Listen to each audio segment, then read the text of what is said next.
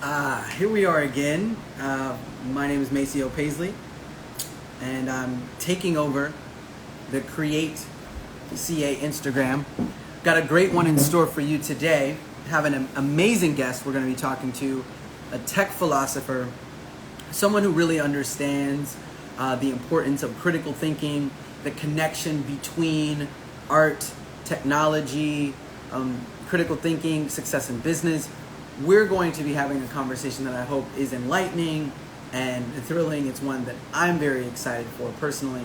So, I'm glad that you're here with us. If you can stick around, stick around. But if you can't, then make sure you stick around and make sure you come back and watch it later.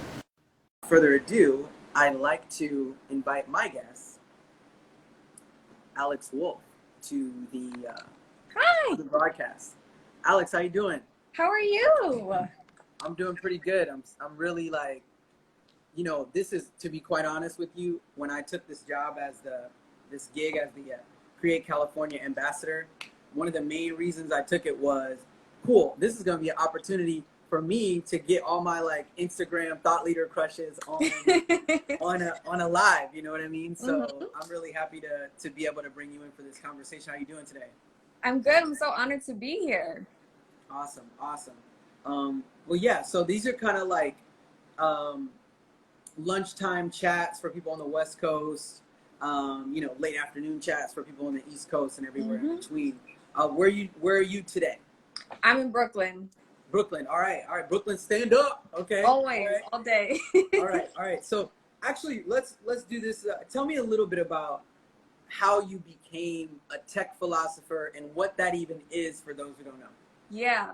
Okay. So basically, I think a lot of the reason why I became so passionate about technology is my father. He's a nerd, and he was always tinkering with computers as a teen and ended up um, he ended up going into IT, even though he got a law degree. And Yeah. the reason why that's relevant is because in the 90s, you could actually make more money knowing how to fix and operate computers and computer networks than being a lawyer. And that to me is such a beautiful sort of symbolism of how significant technology is, how quickly it changes. And because he's such a nerd, we had literally, over a dozen computers in my home growing up. If a new camera came out, he bought it. If a new drone came out, he bought it. And so I had first access to all these new gadgets and software too, Microsoft Yep. 95. Um, and so I think, and then I also kind of grew up as an only child, and I would spend most of my time on the computer versus most of my friends from school were watching TV. Everybody was engaged in some kind of screen, but I was engaging on the desktop computer. And what I like to say is that I got to build a relationship with the internet when it was a hobby before it was a way of life. Yep. So, all that being said, I was able to start my first internet company. Well, I actually started a few, but the one that is successful and that people care about, because people love focusing on the success, Right. um, is it was a company that I started on Instagram, and it grew into this viral sensation, and I'm super grateful that it happened. But it was also one of the most educational experiences as far as seeing how social media shifts cultures, relationships, economics, politics. And I was so overwhelmed by the changes that I wanted to shift my focus from running the company and to actually start talking about these changes. And I think at first everyone was really excited and was trying to hire me to help them with social media marketing. And I was like, cool, I can help you with that. But at the same time, we need to be paying attention to what the consequences of this are, both the positive and negative, before we just jump into it with, head first. So that's where I am now. And I think 2020 is a great year where people are starting to catch up to this kind of conversation.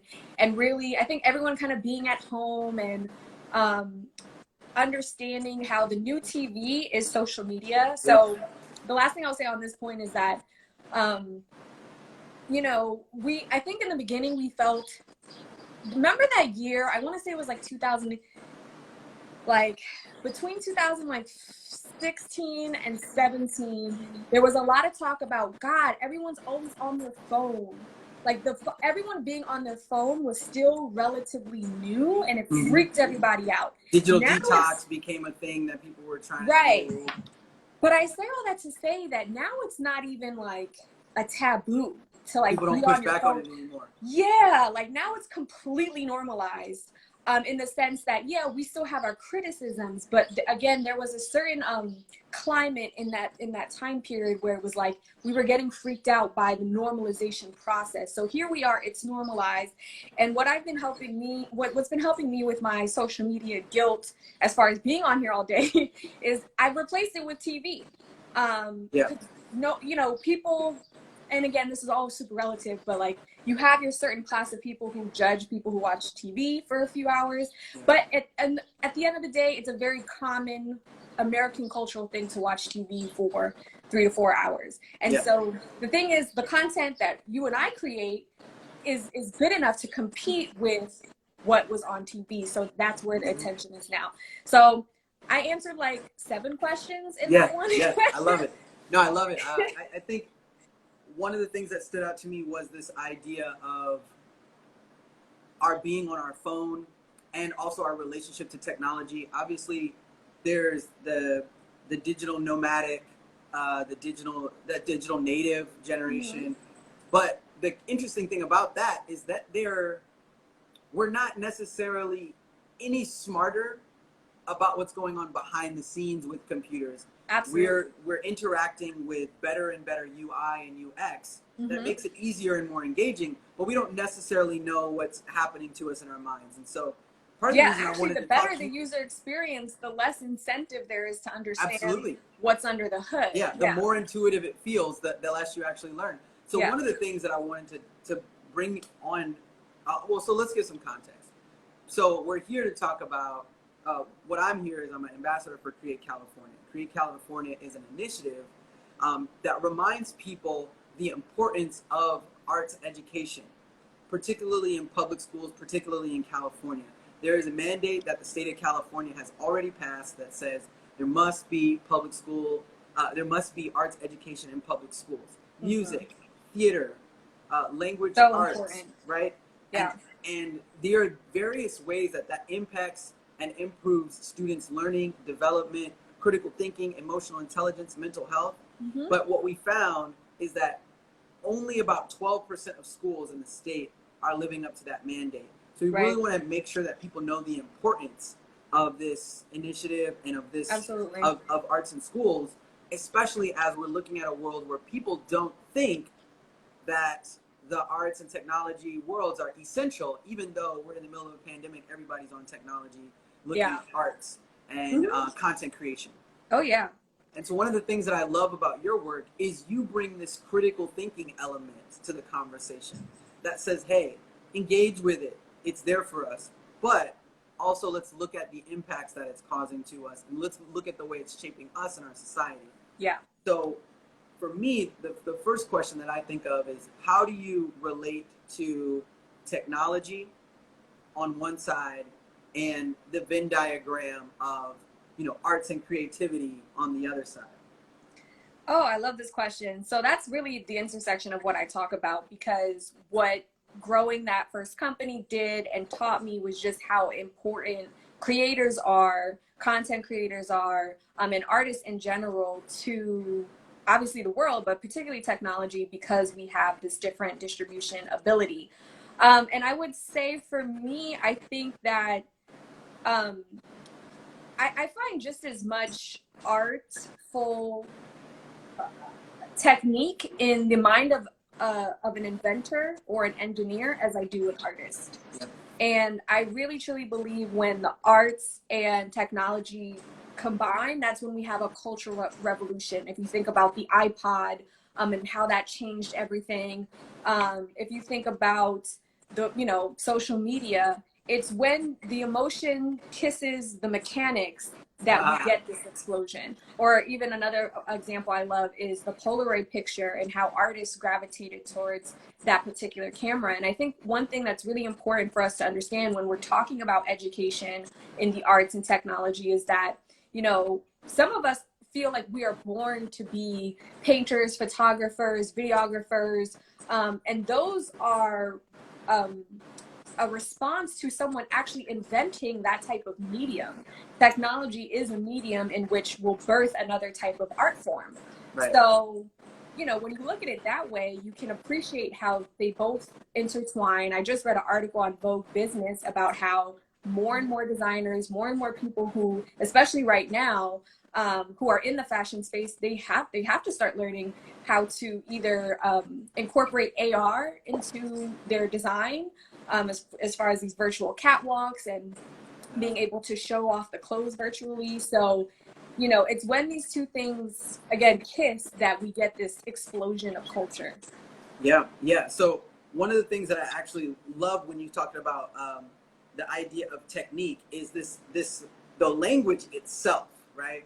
I looked it up, and going all the way back, we look at the term technology, and it blew my mind. I love etymology. I love etymology. I love word history. Me too, yeah. And I was looking it up, and I was like, what is technology? Like, where did that even come from? Right. Technique, right? And I found in Greek, the word techne, is like this old Greek word that has to do with art and technology. It's like this word that kind of was used to talk about craftsmanship, innovation. Right. And it wasn't necessarily digital, because there wasn't any digital yet. Right. And there was no division between digital and analog, or a painter like and an engineer, Leonardo da Vinci, etc. Like these guys, right? So one of the things that I love about you is the way you talk about technology and the definition that you have for it. But, you know, I was thinking about this old word and techne, and, you know, it just made me think that we're looking at worlds that we seem are separate, but actually come from a common place. Oh, yeah. And I just want to, like, shout you out for actually looking at the etymology, because I feel like we can benefit so much from digging deeper into the literal root of our words. Language, I think, is one of the most fascinating types of technology, especially the written word, because it's so innate at this point. It's something we've been familiar with for centuries that we kind of take it for granted or don't necessarily perceive it as a type of technology, but it absolutely is.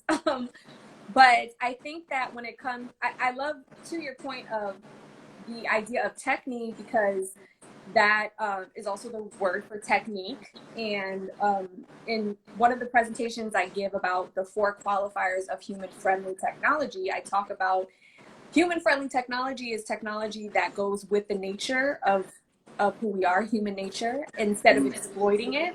And one of those qualifiers mean that there's a harmonious, what I call tech to technique ratio, which basically means that the way I put it is that every time we invent a type of technology, it's born with a twin, a fraternal twin, which is technique. Because we think, oh, let's invent tech, and like it's just the object or it's just the software. And we're kind of blind to the fact that it depends on us to operate it, to use it, to enhance it for it to actually work.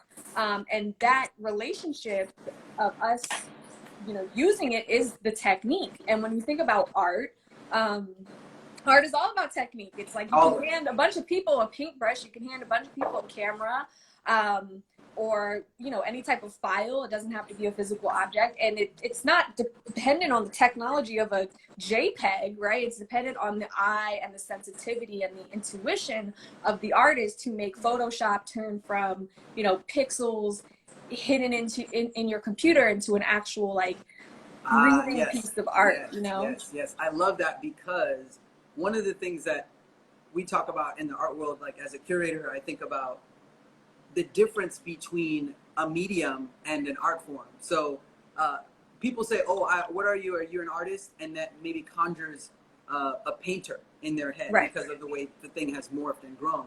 Right. But the reality is that every painter isn't an artist, and every artist isn't a painter. Right. So there's you know, I could say I'm a painter, and it's like, oh, do you paint houses? Exactly. You know? Yeah. Right. And so there has to be an intention and motive for art making, for it to be art making. In the same way, I love you're bringing together the harmonious human friendliness, that innovation in itself, new doodads and new abilities. We can now send information faster. Right. Cool. So that's great. So what is the application that makes that relevant to human life, that augments our ability and improves our quality of life? Right. Yeah. So I love that so much. Would you say that you get, when you're looking at like the youth of today, do you think that it's important for them to have like a traditional kind of arts education as they start to engage with creativity? I know you run, you know, a creative business school. So how do you make sense of this idea of STEM versus STEAM, or, you know, becoming an engineer or becoming a graphic designer, you know, the importance? Well, I'm biased. I'm a history buff. I love history. So I do think it's very important for our youth to understand the context of art, of technology, of engineering. I make it a point to point out, you know, inventors on my Instagram I've been doing recently, and just kind of like letting people know and become more sensitive came from somebody's mind. And I just find history to be so empowering. And so I do think, and everything that I've read so far about history, is that the history as the subject is that it's declining in interest. People aren't as interested in the topic as much, which sucks, because the subject of history. Yes. Oh wow. It's just, I guess, you know, I think part of the problem with blind technophilia, blind adoption of new technology, is that it shortens our attention span, which makes it harder to memorize things. It makes it harder for us to study things and read about things. And it makes it harder for something to stay relevant for longer than, you know, 24 hours, let alone 12 hours. So, you know, I read a meme, I don't know if you've seen it, it's floating around, and it's like, the year is 2019. You're about to like hop in the car with your friends. Purell, what's that? And it's like, it's playing on this idea that 2019 feels like it was like 5 years ago. And I think part of that is because of all the chaos and stimuli that's been happening. But I think it's also because obviously a lot of that's coming through the technology. So I say all that to say is that if 2019 feels like ancient history, and people don't want to engage in that, then what do we do about, you know, 1855 or you know, these other years? Yeah, the connection between where we've come from and where we are isn't always being made. Right. I think that's one of the things that's really interesting about the arts, is that you quickly realize that you can't operate in a vacuum with the arts. That you can make something new, and you think you've never, you know, you break in new ground, and you come to find out that like somewhere in the world 50 years ago, someone was playing with this idea. Someone was playing. You're connected to thinkers that span time and space, right? And so now when you're trying to introduce your work, you have to find your unique proposition, your way of doing it. And so this is a question that I like to ask, because you were just talking about inventors and stuff. Who are the people that, you know, are your people that you've looked back and feel like you're in dialogue with through the years, the people that, you know, the you know, to paraphrase Isaac Newton, the shoulders of giants that you stand on? There's a lot. I think, well, my number one favorite is Alan Watts. I'm really into Zen Buddhism, Taoist philosophy, non-interference philosophy, and that's where a lot of my inspiration for tech philosophy comes in, because the grade of philosophy that he and Buckminster Fuller, was, you know, a renowned architect, they really saw and identified technology as this extension of the human will.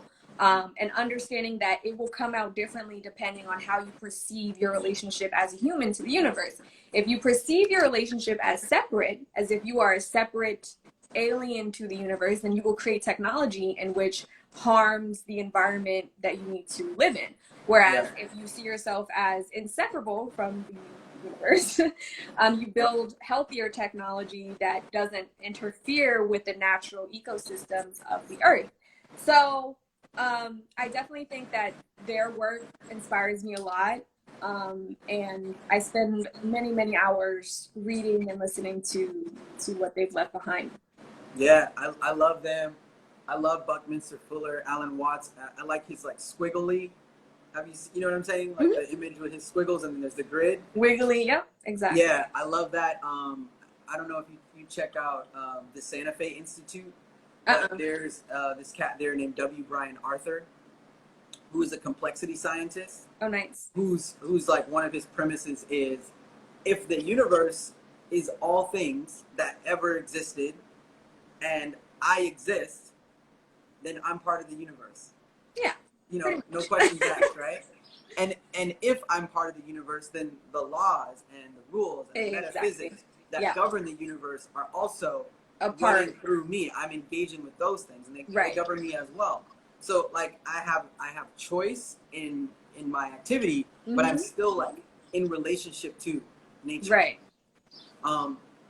So, you know, when you're thinking about the trajectory of things, if you could like, if it was all up to you, you know, how do we take this idea of, you know, thinking, critical thinking, innovation, and creativity and content, you know, how does it play out, and what is it that you're trying to avail to people? What is the vision you want to move towards? No, it's a great question. I think what's really important for me is to make sure that people understand I come from a stance not of trying to get rid of every bad thing technology does, or I don't see technology as bad, because we really move into these black and white conversations really quickly when we start talking about technology. And I don't think you can get rid of the evil in the world, especially not through technology. I think if anything, the more you try to get rid of it, the more it amplifies, especially with technology. And with that being said, it's not about making technology that's perfect, but technology that is worth it. So being that we can't control, you know, all the evil forces in the world, how can we, you know, just because you can hurt someone with a hammer doesn't mean it shouldn't exist. Same thing with the car, right? So it's like, how do we come up with a system of sensitivity, of due diligence, where before we just, you know, jump into a new technology because of its convenience, of its speed, of its marketability, of its, you know, ability to be bought at a crazy pace. Because my whole issue is that even as a capitalist, I think that it's important to not just make tech that is market friendly, but obviously also human friendly. And when you only focus on the market, then you get a bunch of just really harmful crap that we have to end up regulating and, you know, creating all types of boundaries and laws for, and it really causes this mess. So I think it starts on the individual level. I think many millennials in particular, as they start to transition into a more mature life stage, I feel like they're finding it's worth to ask, how do I create a greater sensitivity to my relationship to technology, whether it be my iPhone or my spoon in my kitchen, and how can this sensitivity help me be a better parent, lover, friend, person to myself? And I think that's what I'm really excited about. Okay, I gotta go back. I love that. That's dope. Tell me about, you said whether it's an iPhone or a spoon. Mm-hmm. So how does a spoon and an iPhone, like what? Yeah, what well, is, the common my big thing is when we redefine tech, we can rethink life, right? And so again, most people, young people, because we don't have the contextual history of technology, we think of it and we think of electronics. And it's okay, but it's a very narrow thing. Now, if you think about when you go to your local natural history museum, you'll see they'll have like you know, a glass case, and in it they'll have all these intricate little clay spoons and forks and combs, and you'll see the thing will say the technology of whatever culture this was. Yeah. And that's because those were little things they were inventing to be human, to live their lives. And I say that, you know, technology is such a part of human nature. Even the food we eat needs to be farmed in a way that can sustain us, right? So when we offer that type of perspective, we see how valuable the spoon is. The spoon is an ancient invention. It's one that popped up in multiple cultures that were not even touching each other, because its nature is to pick up liquid, to pick up soft foods. I often say that, and again, this is where you see the philosophy of a culture, because in Western society, we use forks to stab our food, and Eastern culture, they use two sticks to grab the food, to pick it up. And I feel like that's such a symbolic insight into the psychology and the philosophy of the East and the West. Not to say one is superior or inferior, but just the idea of, oh, it makes sense to stab my food. And then you have to think about, okay, if the food can be picked up, that means I can't pick up a big piece. So it has to be, necessitates it being smaller. Which and that's means it has a different impact on your digestion. And so it has to come out of the kitchen chopped already. Right. Which means it has a different impact on your digestion, which means it has a different impact on your mind. Like it, right. And then the size of the meal, all that. Exactly. Right. Yeah, so that's how intricate this is. That's why I'm less impressed with the iPhone and more impressed with a thing like a bowl or like plumbing. I find to be extremely fascinating. Analog technology, because it's just so, it's so metaphorical to human nature, to mystery, to wisdom, and I think it connects us back to the real root of being human. Yeah, I think now that when you frame it that way, it almost seems to me as, you know, so the quote comes up obviously a lot. I'm sure you heard it. The, you know, any sufficient, like, technology sufficiently like advanced is indistinguishable from magic. But it makes me think about this idea that the way we see art now is as a recreational thing that we're able to do, we're privileged to do, right, because we've surpassed. But if you look back, art, what we see as art is like how we lived. It was baskets, and it was paintings, and in history and artifacts. And so also we see technology now as like electronics. And so that means electronics started at a certain point, when reality is art and technology was the same thing that's like fundamental to human creativity. It's in the DNA. It's in the DNA. And just to your point, you know, as much as I can empathize with the terms essential worker in the context of everything that's been going on, what it does is it reveals, like you said, the psychology of us believing, well, you know, artists are a luxury and these things are a luxury. But like you said, when you look back, you see actually there are cultures that blend beauty and harmony into the DNA of who people are. And the beauty doesn't have to be like a statue. It could literally be just a pond in the area or something, something framing something natural. But the point is that it's such a sweet, it's the romantic side of humanity, which I think that in Western culture, where we have become so technophiliac and we're very focused on just science and logic, and I love science and I love logic, but I'm such a yin yang person, and I feel like we have so much to lose when we neglect the beauty of mystery and romance and beauty itself. And I think that technology offers that. What I often say is like the people, the real like tech nerds and in Silicon Valley who were making the computers and stuff, they were not sharky businessmen. They were, Steve Jobs had, you know, he was barefoot, he was taking acid, and he saw, like I feel like they looked at the computer as like a quantum flower. It was this. And it's the same with the people who built the super collider. And exactly, you know, Stephen Hawking, the Wright brothers. The Wright brothers. These people were just as artsy, just as like crazy reclusive. You know, it's just as like, it might like Basquiat and the Wright brothers. They were getting weird. It's a similar frequency, absolutely. Right. So that's what makes it so exciting, and I think I just love I think that, again, we're at a time where we can really gain a lot of meaning in our lives and significance by being able to accept more of that romantic, soft beauty, you know? Yeah, yeah, I love it. I love it. Okay, so if you have anything that, first, do you have any thoughts that you want to leave people with to ponder as they think about the importance of an arts education in a technological world? And then also just like let us know where we can find you Yeah. and what you're up to these days.